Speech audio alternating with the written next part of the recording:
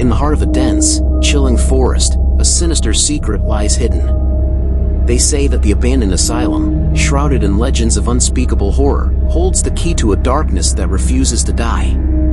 Tonight, I venture deep into the shadows, where the asylum's haunting past awaits me, and the malevolent spirits that linger demand retribution. This is the story of my descent into madness, a journey into the abyss of the abandoned asylum. I wandered through the dense, foreboding forest, leaves crunching beneath my boots. The oppressive darkness of the trees loomed overhead, casting eerie shadows that seemed to whisper my name. My heart pounded in my chest as I approached the ominous structure hidden among the trees, the abandoned asylum. I had heard the legends, the tales of unspeakable horrors that had occurred within those decaying walls.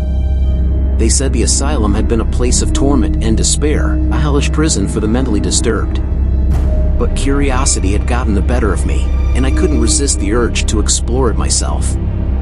As I pushed open the creaking front door, a rush of icy air greeted me, sending shivers down my spine. The once white walls were now stained and peeling, covered in cryptic graffiti that hinted at the madness that had once consumed this place. The smell of dampness and decay hung in the air, and the only sound was the faint dripping of water. I cautiously made my way down the dimly lit hallway, the flickering light of my flashlight revealing twisted metal restraints bolted to the walls. My footsteps echoed eerily in the silence, and I couldn't shake the feeling of being watched. It was as if the very walls of the asylum had memories, and they were watching my every move. I entered a room that had once been a patient's cell, and my heart sank at the sight of the rusty bed frame and broken chair. A sense of despair washed over me, and I couldn't help but wonder about the tormented souls who had been confined here. Suddenly, a chilling breeze swept through the room, extinguishing my flashlight. Panic surged through me as I fumbled to relight it, but before I could, I heard it, a faint, echoing whisper that seemed to come from all directions. "Help me!" I froze, my heart racing as the whispered plea repeated, growing louder and more desperate with each iteration. The voice was ethereal, haunting, and it sent shivers down my spine. I tried to locate its source, but it seemed to be all around me, as if the very walls themselves were crying out in anguish. Terrified, I stumbled out of the room and back into the corridor, where the whispers continued to surround me. I felt an overwhelming sense of dread, as if I had trespassed into a realm of suffering beyond my comprehension.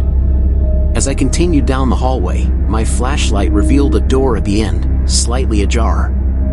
I approached it cautiously and pushed it open to reveal a room bathed in a sickly green light. In the center of the room stood a wheelchair, slowly rocking back and forth as if propelled by an unseen force. I took a step closer, and the room seemed to close in around me. The wheelchair's movements became more frantic, and I could hear the sound of heavy breathing, ragged and labored. And then, as if emerging from the shadows themselves, a figure materialized in the wheelchair.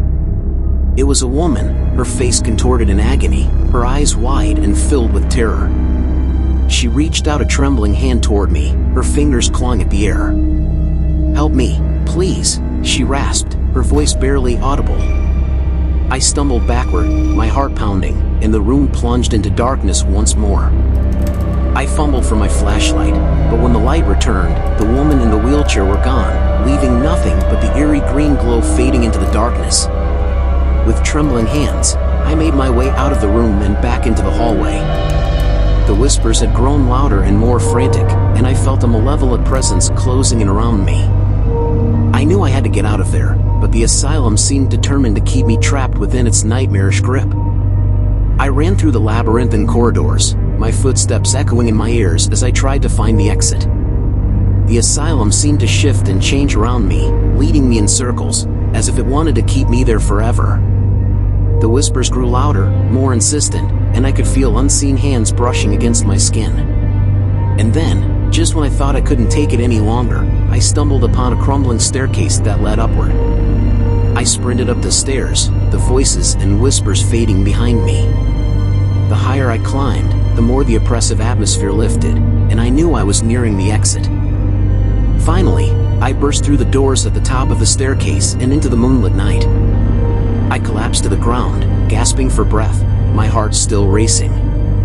I had escaped the abandoned asylum, but I knew I would never forget the horrors I had witnessed within those walls. As I lay there, I couldn't help but wonder about the tormented souls who had suffered and died in that wretched place. The asylum may have been abandoned, but its dark secrets and the echoes of their pain still lingered, waiting for the next unsuspecting soul to stumble upon its malevolent presence. And so, I left the forest that night, vowing never to return to the haunted asylum. But the whispers and the ghostly apparitions would haunt my dreams, a constant reminder of the terror that lurked within those decaying walls, and the chilling truth that some horrors can never truly be escaped. Weeks passed since that harrowing night in the abandoned asylum, but the memories of my terrifying ordeal haunted my every waking moment. Sleepless nights were filled with the haunting whispers and the ghostly apparitions that seemed to have taken up residence in my mind. I couldn't escape the feeling that something had latched onto me during my ill-fated exploration. Desperate for answers, I delved into the asylum's history, hoping to uncover the truth behind the horrors that had unfolded within its walls.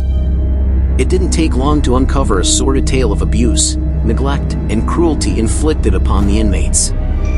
The asylum had been a house of horrors where the mentally ill were subjected to inhumane treatments and left to languish in misery. One name recurred in the records: Dr. Nathaniel Blackwood, the asylum's chief physician. He had been a sadistic man who had reveled in the suffering of his patients, conducting gruesome experiments and administering barbaric treatments. It was rumored that he had delved into the occult, seeking power and control over the minds of his unfortunate victims. The more I learned about Dr. Blackwood, the more convinced I became that he was the source of the malevolent presence that had tormented me that night. It seemed as if his malevolent spirit had lingered in the asylum, seeking revenge on anyone who dared to intrude upon his domain. Driven by a sense of duty, I returned to the forest, determined to put an end to the asylum's dark legacy. Armed with candles, salt, and incense, I ventured once more into the decaying structure, ready to confront the malevolent force that had ensnared me. As I entered the asylum, I could sense the oppressive atmosphere pressing down on me, but I pushed forward, determined to face whatever awaited me. I made my way to the room where I had encountered the tortured spirit of the woman in the wheelchair. I lit the candles, forming a protective circle around me, and began to recite an incantation meant to banish malevolent spirits. The room seemed to come alive with energy, and I could feel a presence stirring around me. Whispers filled the air, and the green glow returned, but this time it was different. It began to coalesce into a shadowy figure, a twisted, spectral form that bore the likeness of Dr. Nathaniel Blackwood. "Who dares to intrude upon my domain?" the spirit hissed, its voice dripping with malice. I stood my ground, my voice steady as I recited the incantation with unwavering determination. The spirit wailed in agony as the words took hold, and it began to dissipate, its form breaking apart like smoke in the wind. With one final, agonized scream, Dr. Blackwood's spirit was banished from the asylum, leaving behind an eerie stillness in its wake. The green glow faded, and the room returned to darkness, but this time it felt different. The malevolent presence had lifted, and I could finally breathe freely. I left the asylum, feeling a profound sense of closure and relief. The weight that had been pressing down on me had lifted, and I knew that the tortured souls who had suffered within those walls could finally rest in peace. The forest itself seemed to sigh in relief, the oppressive darkness giving way to the gentle light of dawn. As I walked away from the abandoned asylum, I couldn't help but think of the woman in the wheelchair and all the others who had endured unimaginable suffering at the hands of Dr. Nathaniel Blackwood. They were no longer trapped in that nightmarish place, and I had played a part in setting their spirits free. But the memories of that fateful night would never truly leave me. The horrors I had witnessed and the malevolent presence I had confronted would forever be etched into my mind, a reminder that some darkness could never truly be vanquished, only contained. And I vowed that I would never again underestimate the power of the past to reach out and haunt the living, even in the most unlikely of places.